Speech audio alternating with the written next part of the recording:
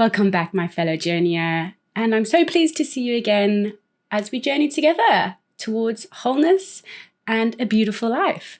Today we are completing the introductory series to the temperaments. We've looked at the two introvert temperaments, which is the melancholic and phlegmatic, and we've looked at the extrovert temperament, which is the sanguine. So the temperaments theory, if you have joined for the first time, the temperaments theory is one of the first kind of understandings of human characteristics, how we engage with other people, our strengths, our weaknesses, and that was brought to us by Hippocrates, who was a physician way back in the day, a very intelligent man. And I really love this theory because it's really simple. It helps you it's a framework, it's a tool to help understand yourself, your emotions, your processing, your strengths, your weaknesses. And it's a tool to also help you understand those people you are in relationship with.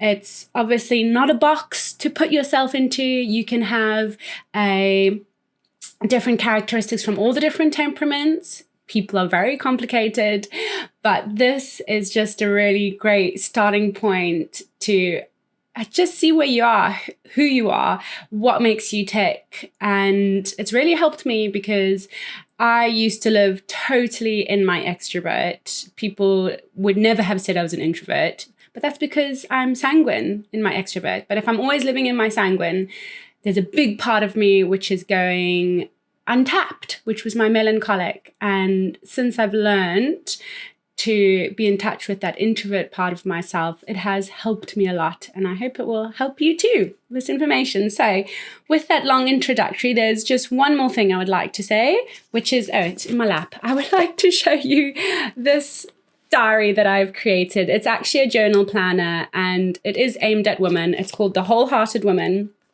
And I have got dotted pages in here if you like bullet journaling. I've got monthly budget trackers, monthly habit trackers, and then also something special for you each month, which is a written out theme of something I've learned in life, I've had to process, something that's really helped me that I want to pass on to you. And each month, that theme is going to be made into a video for you. So you can head over to YouTube or Patreon and engage with that. And my hope, my intention behind this is to encourage you and give you hope along your journey of 2024. I know when I've been through really challenging, hard times in life, I've looked onto YouTube to find other women to encourage me, and I want to create that content now for you. So you can go check that out. The first one will be coming up at the beginning of January, and then at the beginning of each month, the new video will be uploaded, as well as more episodes of our Journey to Eden. So with all that being said, enjoy this episode about the choleric. And the choleric is a very headstrong person. So if that resonates with you, continue listening. To help you understand yourself, restore your desert places, and discover the beautiful path. This is our Journey to Eden podcast.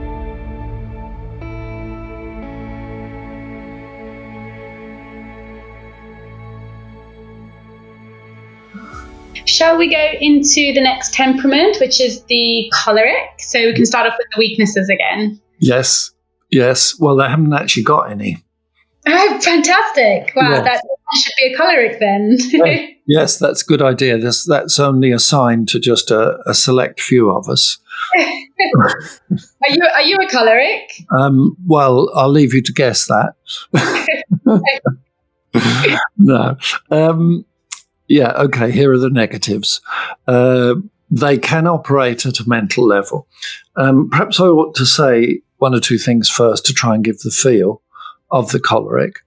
They're very functional, and they will, if they're not careful, just find their self-worth in what they do. They're not keen on emotions. They will see emotions as weakness.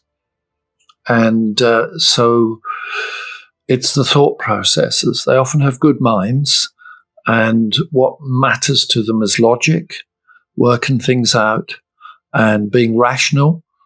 And that's why I said they can often operate when self is at the center solely at a mental level. There's nothing wrong with using our intellectual faculties, obviously, but it's when we just see life through that A plus B equals C sort of prism that then we're in trouble, because we're missing out a whole part of life.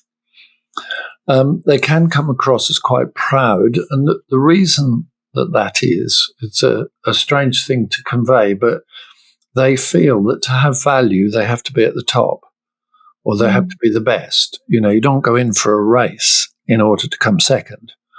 You go into that race to win.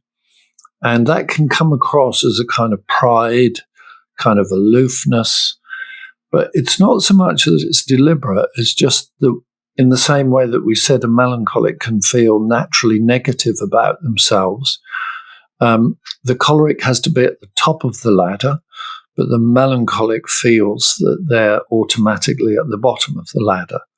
It's that kind of dynamic. So that's why the choleric will always strive to be the best, because he's not worth anything if he's not. And you can see how that works, because if it's about function, then you've got to function to your best to have any true value. If you're halfway, if you're just mid-table, then where's your value coming from? Now, we know that our value isn't by being human doings, but by being human beings. We have the value anyway. And we talked about that, didn't we? And how our identity is formed. And so that's a big thing. They will press down what they feel, because they feel that emotions are a sign of weakness. And I mean, they can also feel other things as signs of weakness. If somebody coughs too much. I was going to say, do they see emotions in other people as weakness as well? Absolutely. Yes. The feel is you just need to get a grip of yourself. It's that kind of feeling that a choleric would easily have. They don't suffer fools gladly. Another thing that we need to say while we're looking at these awful negatives, and this can be a positive or a negative. What I'm now going to say, I'm trying to give the feel of the choleric, but they can be narrow-visioned. And the problem with that is because they'll be very focused on a goal, they can be inconsiderate of other people and use people. And what they're really after is the achievement of that goal. And if somebody gets in the way, that's kind of too bad. So they can be very inconsiderate. And especially going back to this thing of emotions equal weakness, let's say, it doesn't work like this, but let's say you had a man who was 100% choleric and a woman who was 100% melancholic. And the same would be true for a phlegmatic who's in touch with her feelings. He wants to get on and make life work and all the rest. She may be perfectly legitimately sharing very real and deep emotions. Well, he's not going to be interested in all of that, is he? If he sees emotions as weakness, he's only got one message, basically get on with it. I always remember, and I don't want to be political here, but I watched The Iron Lady, which is a film about Maggie Thatcher. And in her later years, she went to visit the doctor and was waiting in the waiting room. And then the doc came through and called her into the surgery. And they showed this little exchange between her and the doctor. And the doctor said, "Oh, Mrs. Thatcher, how are you feeling?" And her reply, as showed in the film, was, "Feelings? Why does everybody talk about feelings? It's not what we feel that matters. It's what we do. It's what we achieve." Now, that is classic choleric. Having said that, she actually was a lady with feelings and could be very considerate to her staff and to others. But I thought that was an excellent summary of how a choleric would actually view the, say, a melancholic, who would be just naturally expressing feelings, and likewise a phlegmatic if they're in touch with their feelings. Mm-hmm. So they can be inconsiderate. They can be sarcastic and use their humor to, if they're not careful, put somebody else down.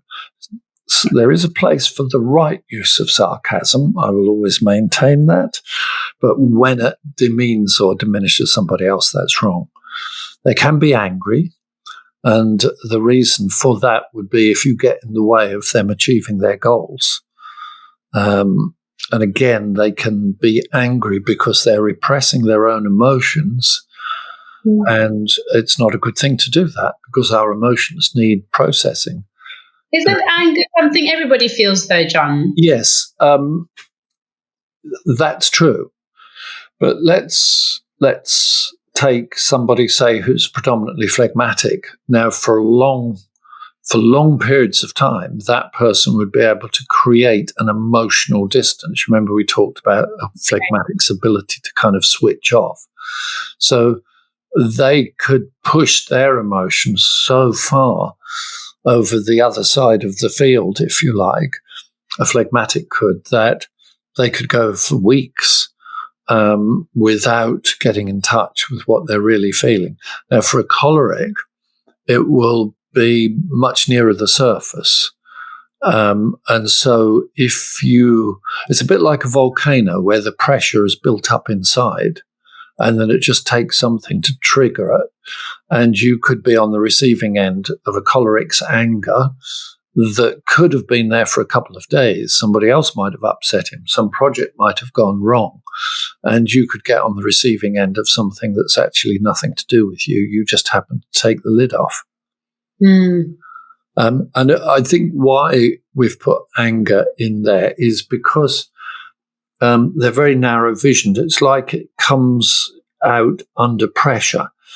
The icing bag where you've got a nice big bag and the icing is in the bag, but you'll have attached to it a nozzle. So you have to squeeze this bag and then the icing comes out under very focused pressure. And I think for the choleric, because he has that sort of laser beam mentality, if you get in his way or something goes wrong and builds up, it all comes out through that narrow gap, but it will come out under pressure. They can be domineering. It's interesting, this one, because one of the things that we say is this, that what we're doing to ourselves, what our extrovert is doing to our introvert, we will tend to do to the people who are closest to us. So if you think about this, let's say the choleric is pressing down either melancholic or phlegmatic emotions. They're sort of pressing them down. Well, they'll press people down around them. So if they've, let's say, again, married a melancholic wife, just as they're pushing their own melancholic down, or indeed even their phlegmatic, then they will push their wife down, or a colleague, or even a child. The more that person matters to them, the more directly that person will be on the receiving end of whatever way that person is treating themselves. So that's why you end up with that ability to be domineering. I've also put in under the negatives unemotional. That doesn't mean they do not have emotion. They just choose or try not to live there. But is that similar to the phlegmatic? Because the phlegmatic can also not look at emotions. Yes. But there's a different dynamic that takes place. It might seem like nitpicking, but it's quite important. So the phlegmatic will kind of create an emotional buffer zone between themselves and the emotion. Whereas for the choleric, it's deliberate. I can sort of visualize the person with their hands on the top of this area of emotion and just pushing it down. Okay. And creating that sort of internal gap.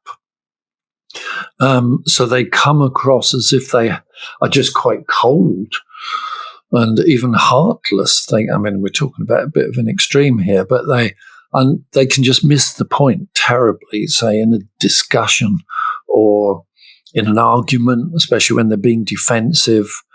It just appears like they haven't got a heart, but they certainly have, and it's all there. And you will find, if you stick with a choleric and you're able to get under that choleric radar and touch the introvert, then you'll get the true heart feeling of what is going on in that person. Is that all the negatives, John? No, there's. I've got crafty down here, and it's an interesting thing that produces that. One of the characteristics of the choleric is that they have a need to be right. Now, that can come across quite badly because it sounds like they've got to insist on being right in every situation, and there is an element of that. But they've also got to be right to themselves. In other words, they can tell lies, but they don't like it. And so what they do is, because they want to genuinely be right and honest, they'll kind of bend the truth because they still want to get their own way. They still want to reach their goal. So that's why we use the word crafty. So they might be economical with the truth. They might sort of slightly distort the truth and still feel, well, at least it's true enough for me to still be right. So when self is at the center, we can misuse that desire to be right and not to be deceitful, and we can mix it up with the need to get our own way, and that turns into craftiness. And the other final negative I'm going to mention here, and these aren't exhaustive lists at all, but just try and give the flavor. They can be very self-sufficient, very much the attitude, if you want a job done well, do it yourself. And they kind of get on and make it happen. There can be a positive side to that, but it can also leave other people feeling disenfranchised, and it can be quite negative in the way that they will handle other people.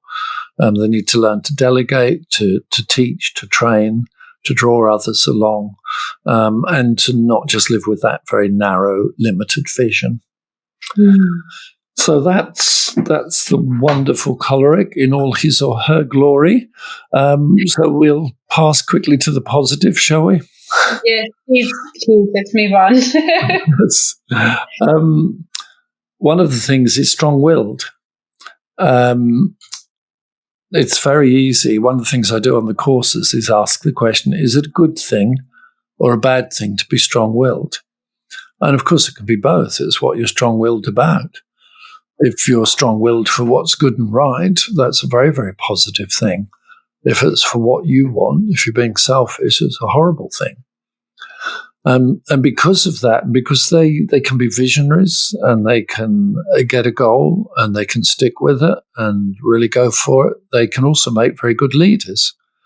Often they need, in a leadership team, to have a mix of the other temperaments, especially we could say the melancholic, but preferably all the temperaments. But they do have the capacity to lead. I would say the Apostle Paul in the Bible would be a good example of that.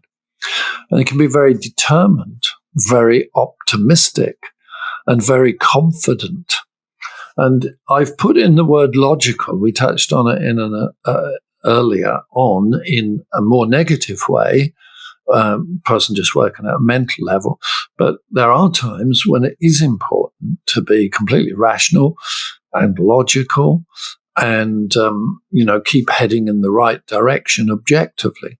As long as we remember Pascal's words that the heart has reasons that the mind knows nothing of, then we will give the intellectual abilities as well as the emotional feel of the situation will give both of them their proper place.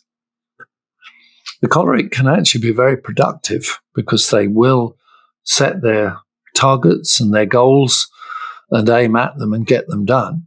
And because of that, they can also be very decisive because they'll kind of measure things by whether it serves that goal or the particular thing. And so if those goals are good, if those goals are, say, to develop family life, if God has blessed them with a family, or if it's to develop relationship, then they'll be quite clear cut in the development of those relationships because that's what they've made their goals. If the family doesn't matter enough to them and work matters too much, they'll neglect their family. And sadly, that's often what happens. So what you make your goals, what you set as your targets for a choleric is extremely important. And they can be very independent. And again, I've put that in under a positive thing. And it can be positive because they just get on with the job. But as we saw a moment ago, that can also be a negative if the person doesn't really learn to be interdependent. It's worth touching on one or two key concepts there for the choleric. They're strong, so use it constructively. As I think of the Apostle Paul, we all know about the Damascus Road experience. It's in our English language. He was heading in one direction and ran into the brick wall of the resurrected Christ. And he was turned around, and instead of persecuting the church, he became the biggest advocate. So he didn't suddenly become weak when he became a Christian. He used that strength, but for the proper goals and under God's guidance. So that's really important. They do need to hit their own brick wall and then make sure they're heading in the right direction. Be aware of what we've already said. They can have narrow vision. They can just be goal-orientated. Teach the choleric child to experience life much more fully, to stop and look in the hedgerows, or to appreciate this plant, or to see something of the beauty of a sunset. Teach them to widen their horizons. It's not just all about being productive and intellectual activities. Do encourage a choleric to express their emotions. So a question that is very relevant to a choleric is, come on, what do you really feel? And when that question is asked correctly, even though there may be an initial reaction and reluctance to share that, because as we've said, emotions can equal weakness to a choleric, gradually they can be helped to see that it is important what they feel because they're important, and that can open all sorts of doors. And teach them not to be completely independent in the wrong sense. We all need one another. Teach them to work as part of a team and to learn to engage and empower and value other people, not just get their head down and go for the goal themselves and get the job done themselves. Mm. So that's the choleric in all his or her glory. John, that is such a wonderful picture of both those extrovert temperaments. I'm just thinking about remembering a story you told, I think, about Peter. Yes. In the Bible as well. And if you don't know the story of Peter, he is the one who denied Christ 3 times and obviously felt very guilty because he, was very passionate and said he would never leave Christ's side. And then when Jesus was arrested, Peter denied knowing him. And being a believer as well, I've always been interested to know stories of, people in the Bible and how this temperament, you can see the temperaments playing out. And also maybe as, what use is it to Christians? Because, the Bible doesn't even teach about temperaments. So is it something that we should, be looking at? And I don't even know what the question is. I've got lots of, different points swimming around in my head, but just trying to tie together, your faith and then knowing yourself at this level. Yes.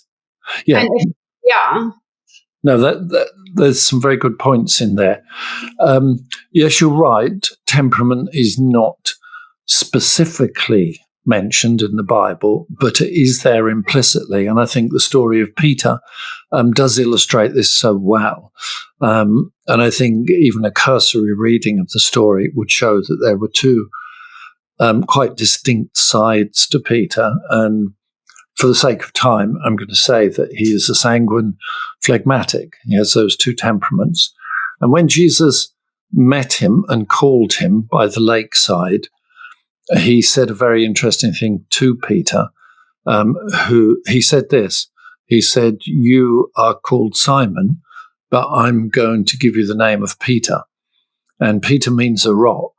So he was kind of giving him a nickname, Rocky.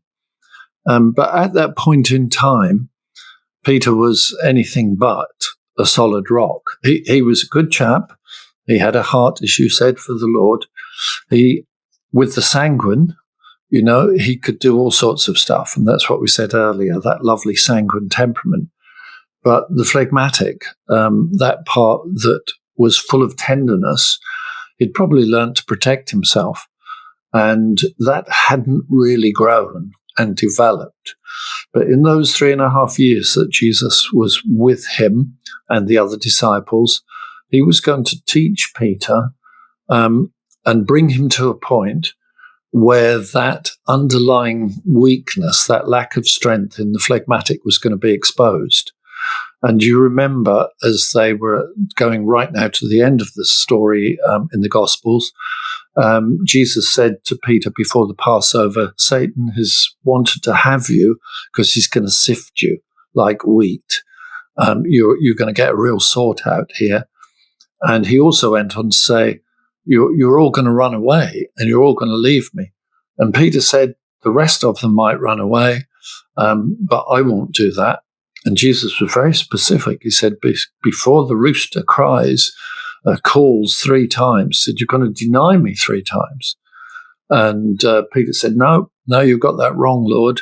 The rest might clear off, I won't. And of course, as you rightly say, that's exactly what he did, fell flat on his face, felt absolutely dreadful.